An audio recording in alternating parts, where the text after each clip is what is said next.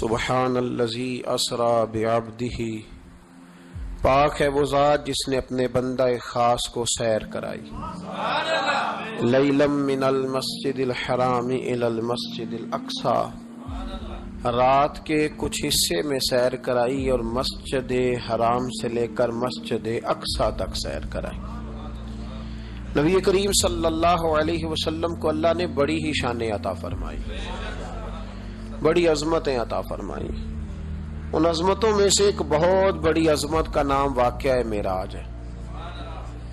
میرے بھائیوں،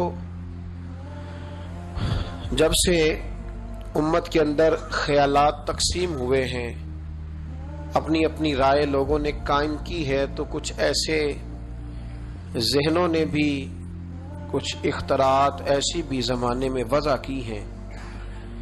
کہتے ہیں جی حضور کی تعلیمات زیادہ بیان ہونی چاہیے، نبی پاک کی شان بیان کرنے کا کیا معنی ہوا؟ یہ میلاد کا جلسہ، معراج کی محفل، حضور کی عظمتیں، شانیں، یہ کیوں بیان ہوتی ہیں؟ سوال یہ ہے ان دوستوں سے کہ اللہ کریم نے قرآن مجید میں فرمایا کہ انا اعطیناک الکوثر، محبوب بے شک ہم نے آپ کو خیر کثیر عطا فرمائی، دی ہے اللہ نے، دی ہے اپنے نبی کریم کو۔ یا اللہ تو دینے والا ہے، رسول لینے والے ہیں، ہمیں کیوں بتا رہا ہے؟ اس بات کو سمجھیے گا، اللہ دینے والا ہے، حضور لینے والے ہیں۔ قرآن میں کیوں ذکر کیا؟ تو رب فرماتا ہے تمہیں اس لیے بتا رہا ہوں کہ تم معمولی محبوب کے ماننے والے نہیں، اس محبوب کے ماننے والے ہو جنہیں اللہ نے بڑی ہی خیر کثیر عطا فرمائی۔ وَرَفَعْنَا لَكَ ذِكْرَكَ، اے محبوب ہم نے آپ کے لیے آپ کے ذکر کو بلند کر دیا۔ تو یا اللہ یہ بات تو محبوب سے کہہ لیتا اکیلے میں، ہمیں کیوں بتائی؟ قرآن میں کیوں ذکر ہوا؟ یہ وَرَفَعْنَا لَكَ ذِكْرَكَ میں امت کے لیے کیا ہے؟ تو فرمایا تمہارے لیے یہ ہے کہ تم اس محبوب کے ماننے والے ہو جن کے ساری دنیا میں چرچے۔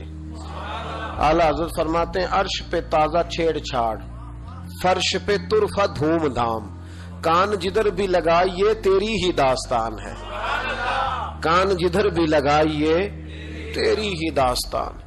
تو نبی کریم علیہ السلام کی عظمتوں کا بیان، حضور کی شانوں کا بیان، نبی پاک کے تذکرے، وہ اس لیے ہیں تاکہ امت مسلمہ سر اٹھا کے جیے اور وہ لوگوں کو بتائیے۔ ہمارے حکمران کئی دفعہ جب پاکستان کا اور یورپ کا موازنہ کر رہے ہوتے ہیں تو مجھے یوں لگتا ہے کہ جیسے بڑے شرمندہ ہیں پاکستان میں پیدا ہو کے، بڑے پریشان ہیں، ان کو بڑی تکلیف ہے۔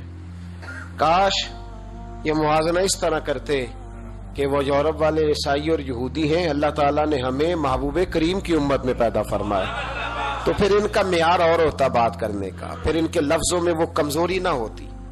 دیکھو نا پاکستان میں کتنے حملے ہوئے، کتنے زیادہ مسجدوں میں بم پھٹے، کبھی کو حکمران آیا کہ آؤ مل کے جمعہ پڑھتے ہیں؟ لیکن نیوزی لینڈ کی وزیر اعظم نے یہ کام کر کے کمال نہیں کر دیا؟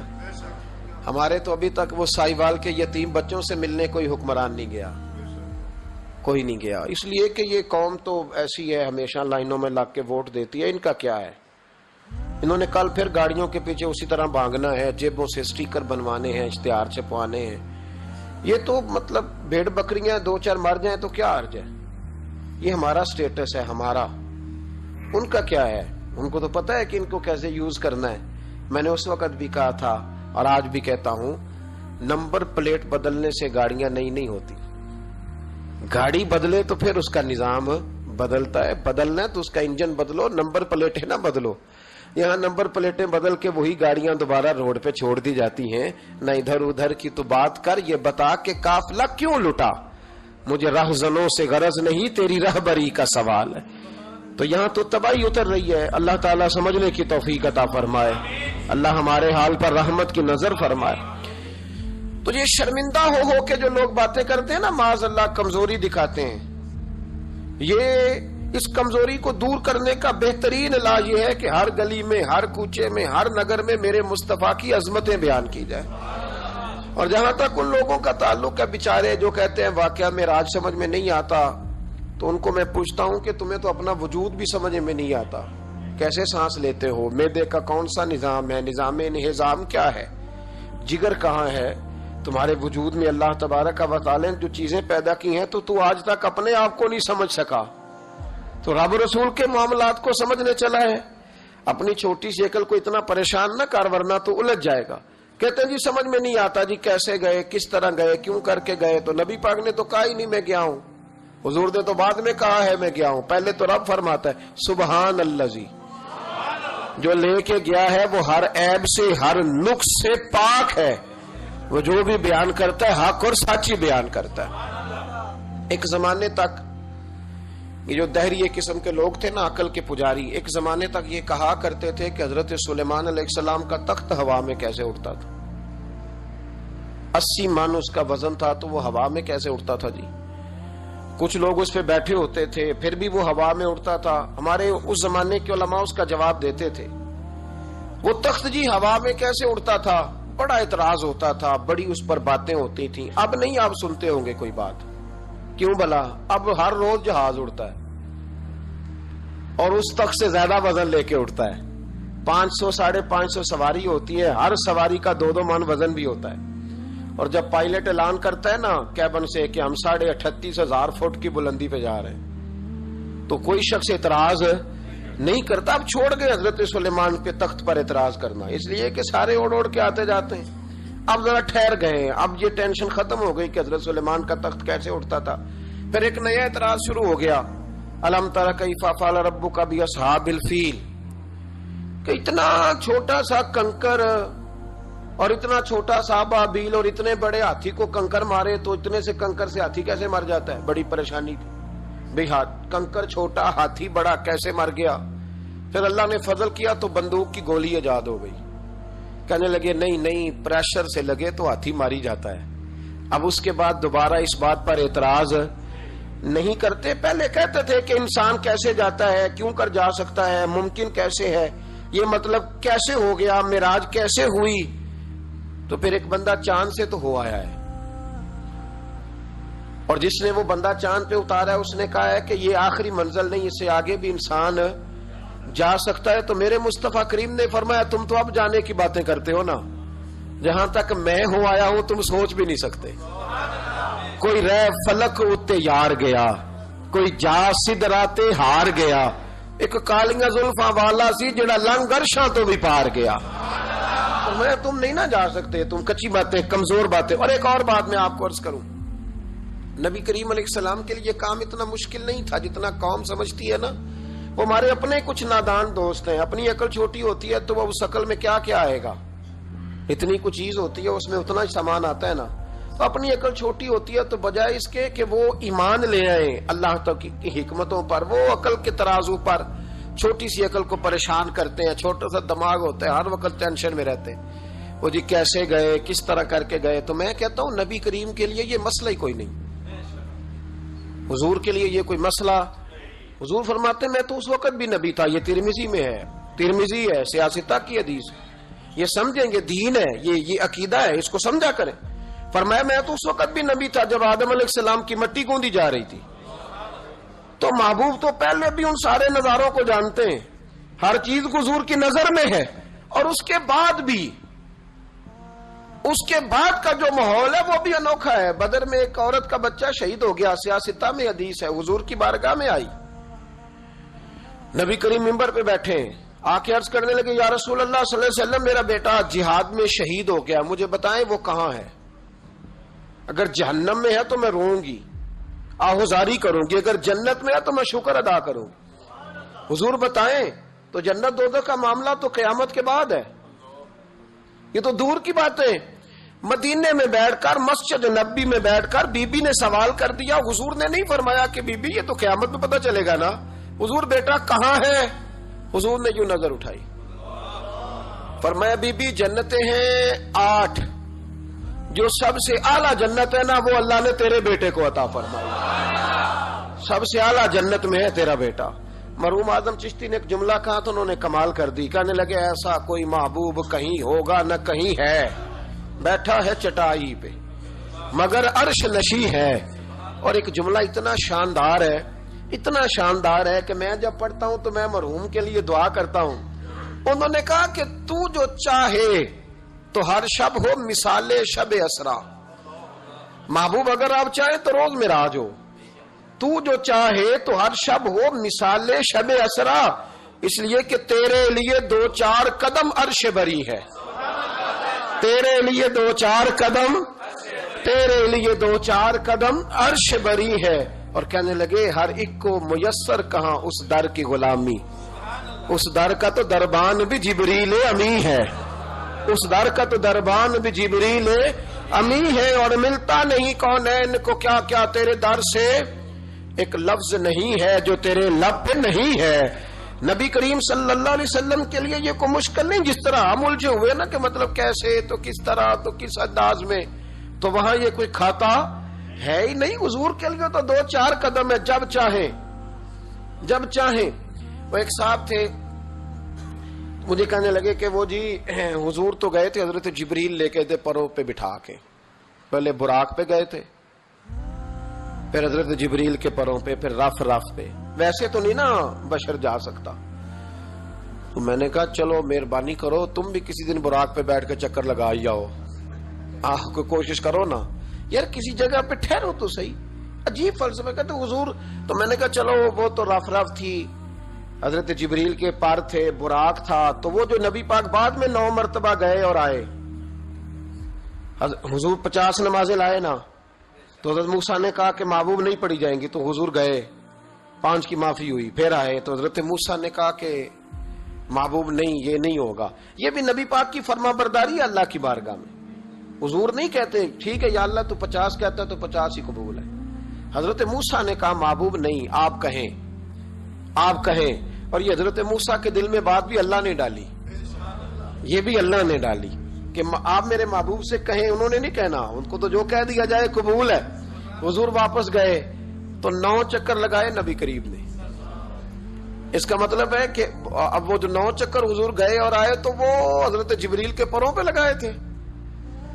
کسی جگہ کسی روایت میں ملتا ہے کہ حضور نے فرمایا جبریل ادھر لا دوبارہ براق، پھر جانا ہے. ادھر پر دوبارہ لا یا براق دوبارہ لا. 9 دفعہ گئے اور 9 دفعہ آئے. پھر مان لو کہ تیرے لیے 2-4 قدم عرش بری ہے. تیرے لیے 2-4 قدم عرش بری ہے. محبوب کی عظمت کو سمجھو. حضور جب چاہے، جس وقت چاہے، جس وقت چاہے، جس وقت دل چاہے. یہ تو میرے محبوب کا آنا جانا ہے، یہ تو رسول پاک کا آنا جانا ہے. حضور کا جب جی چاہے آئیں، جب جی چاہے جائیں. حضور نماز پڑھا رہے تھے، یہ صحیح مسلم کی حدیث ہے. مسلمانوں ساری زندگی آنکھیں کھول کے، دل کھول کے، خوشبو کی طرح مہک کر، پھولوں کی طرح تازہ تر و تازہ رہ کے زندگی گزارو، اس لیے کہ رب کریم نے تمہیں شانوں والا رسول عطا فرمایا ہے. طبیعتیں ٹھنڈی رکھو، مزاجوں میں سکون رکھو، خوش ہو جایا کریں حضور کا. آپ یقین کریں کسی جگہ محفل ملال لکھا ہوتا ہے تو طبیعت ٹھنڈی ہو جاتی کہ یہاں میرے نبی کی نعتیں پڑھی جائیں گی. کسی جگہ محفل معراج لکھا ہوتا ہے تو طبیعت ٹھنڈی ہو جاتی ہے، یہاں حضور کا ذکر ہوگا. یہ نا اپنے دل میں شوق پیدا کریں. جو لوگ کہتے ہیں نا بڑے دکھ ہیں، تو وہ حضور کی نعت سن کے راضی ہونا سیکھیں، اللہ انہیں سکھ عطا فرمائے گا. جو کہتے ہیں بڑے پریشان رہتے ہیں، تو وہ حضور کے درود و سلام سے راضی ہونا سیکھیں، اللہ سکون عطا فرمائے گا. سنگیو یاد رکھو، جو کہتے ہیں کہ دل بے قرار رہتا ہے، اپنے دل کو حضور کی تعریف سے جوڑ لے، رب تیرے دل کو سکون عطا فرمائے گا. خوش ہونا سیکھیں حضور کا نام سن کے، ٹھنڈا ہونا سیکھیں، طبیعتوں کو، کلیجوں کو ٹھنڈا کرنا سیکھیں، اللہ راحت عطا فرمائے گا. لیکن اگر بحث ہی بحث کرنی ہے تو کیسے جی، کس طرح جی، کس حال میں. اب میں بڑی تنقید کرتا ہوں پیسے لینے والوں، طے کرنے والوں پر. کئی دفعہ تکلیف بھی بڑی ہوتی ہے. ایک بندہ بڑی پیاری نعت پڑھ رہا تھا، بڑی پیاری، میں بھی سٹیج پہ موجود تھا. تو ایک صاحب سے میں نے کہا کہ یار آج تو مزہ آ گیا، کلام سننے کا لطف آ گیا. تو کہنے لگا اس نے 40,000 بھی لیا ہم سے. تو میں نے کہا یار ٹھیک ہے، اگر اس نے لے ہی لیا ہے نا تو تمہیں بحث کرنے کی کیا ضرورت ہے. جتنی اچھی وہ نعت پڑھ رہا ہے نا، میرے خیال میں 40,000 بھی تھوڑا ہے، اس کو زیادہ دینے چاہیے. اور اگر اس نے لے لیے، اب دے دیے، تو اب بحث کرنے کی کیا ضرورت ہے. اب تو مزہ لینا چاہیے کہ میرے نبی کا ذکر کر رہا ہے. وہ جو لے دے رہا ہے وہ اللہ اس سے حساب لے لے گا نا خود ہی قیامت میں. یہ ہم بھی شکوہ کرتے ہیں، سمجھانے کی کوشش کرتے ہیں، لیکن ان شکووں میں آ کے ہم نے نعت تو نہیں نہ چھوڑ دینی، حضور کا ذکر تو نہیں نہ چھوڑ دینا. اب اس کے نیچے آ کے وہ اپنا ذائقہ لینا، تو میں نے پہلے بھی آپ کو بتایا تھا، پھر بتاتا ہوں. میں مسجد نبوی شریف میں نا سلام کرنے کے لیے حاضر ہوا. اب تو میرے جیسے بندوں کو نقاب کر کے جانا پڑتا ہے نا.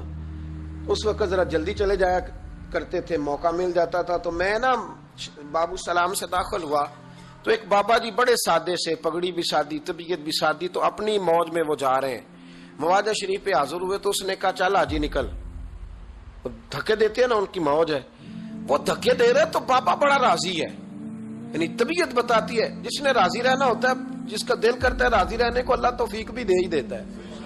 اور کچھ بیچارے دنیا میں آئی پریشان رہنے کے لیے، ان کا پروگرام ہی نہیں خوش ہونے کا، اللہ ماشاء اللہ. ان کو بڑی ٹینشن ہوتی ہے، ادھر سے بھی ٹینشن، ادھر سے بھی ٹینشن. کوئی ہنس کے ملا تب بھی ٹینشن، نہ ہنس کے ملا تب بھی ٹینشن. پریشان ہی رہتے ہیں، مزاج بن جاتا ہے. بابا جی بڑے فریش تھے، بڑی طبیعت ٹھنڈی. اس نے دھکے دیے، کہ چل حاجی اللہ. تو بابا پتہ کیا کہتے تیری خیر ہوئے پہرے دارا، اے روزے دی جالی چوم لین دے. تو وہ کہتے چل نکل. کہتا تیری خیر ہوئے پہرے دارا، روزے دی جالی چوم لین. میں نے اس بابا جی سے بڑی تربیت لی. میں جب بھی ان کو یاد کرتا ہوں میرا دل بڑا ٹھنڈا ہوتا ہے. وہ پھر اس نے تیسرا دھکا دیا، چل نکل. پاپا پھر کہتا تیری خیر ہوئے پہرے دارا، روزے دی جالی. اور وہ بندہ بالکل عربی النسل تھا جو دھکے دے رہا تھا. باہر نکلے، مجھے بھی دھکا دیا بابا جی کو. ہم باہر نکلے تو میں کہا بابا جی انہوں کو تو تہاڈی بھی سمجھ آتی سی. کہندا پتر مینوں بھی پتا ہے، میں تے اپنا رانجھا پہ راضی کرتا تھا، اور مینوں پتا ہے انہوں نہیں سمجھ آ رہی. مینوں پتا ہے انہوں کی پتا، میں تے پنجابی چ لگا اپنا. تو بھائی جس نے رانجھا راضی کرنا ہے نا، اس نے رانجھا راضی کر ہی لینا ہے. میں نے ایسے لوگ بھی دیکھے ہیں جو چھوٹے سے بچے کو کھڑا کر کہتے ہیں بیٹے مولا یا صلی اللہ علیہ وسلم آتا ہے، چل سنا میرا پتر. وہ بچے نے اس کو قصیدہ سنایا تو بابا جی 10 روپے دے کے اپنا رانجھا راضی کر کے نکل گئے. جس نے اعتراض کرنا ہے وہ سارا دن اسی چکر میں پڑا ہوا ہے، 50 لیا ہے، 40 لیندے نے. او بھائی تو وہ لیتا ہے نا تو اس کو جان چھوڑ. تو یہ دیکھ کے تیرے محبوب کا ذکر کرتا ہے نا، تو رسول اللہ کی بات سن. اب سننا تو انہی سے ہے نا. ہم دعا کرتے ہیں اللہ انہیں بھی توفیق ہدایت عطا کرے، یہ پیسے لینے والے سیانے ہو جائیں. اور سارے لیتے بھی نہیں، تو ان سے سن لیا کر جو نہیں لیتے. سن تو صحیح نا، اپنا رنجا تو راضی کرنا، شوق تو بیدار کر، طبیعت میں ٹھنڈک تو پیدا کر. میرے رسول کریم علیہ السلام کی جو شانیں ہیں، حضور کی جو رفعتیں ہیں، نبی پاک کی جو بلندیاں ہیں، رسول پاک کی جو حضور کو اللہ نے اکرام دیا ہے، وہ گلاب کی طرح طبیعت کو مہکا دیتا ہے. جب ہم چیزیں پڑھتے ہیں تو طبیعت ٹھنڈی ہو جاتی. ہمارے حضرت صاحب کا طریقہ تھا، کوئی حضور کی شان والی روایت پڑھتے نا تو رات کو کتاب پہ نشانی لگا لیتے، اور صبح نا وہ کتاب پکڑی ہوتی تو وہ کہتے ادھر آ بھائی یہ دیکھ کیا لکھا ہے قاضی یار صاحب نے، یہ دیکھو کیا لکھا ہے کہ نبی کریم علیہ السلام نے فرمایا اللہ تعالیٰ قیامت کے دن میری سفارش پر نا 70,000 امتیوں کو بغیر حساب کتاب ہی جنت میں داخل کر دے. یعنی ان سے کھڑا کر کے پوچھے گا بھی کوئی نہیں کہ کیا کیا، کیا 70,000 بغیر حساب کتاب. یہ دیکھو کتنی شان والی بات. تو وہ ٹھنڈا کرنا چاہتے تھے نا اپنے دل کو، تو ان کے دل ٹھنڈے ہو جاتے تھے. ایک بات سننا تو طبیعت پھولوں کی طرح مہک جاتی. ایک حدیث پڑھتے تھے تو اسی کے سکون میں رات کو سو جاتے تھے. پروگرام بنائے کہ حضور کی جب تعریف ہو، جب موقع ہو تو پھر طبیعت ٹھنڈی ہو. سنیں میں نے کہا 2-4 قدم عرش بری ہے.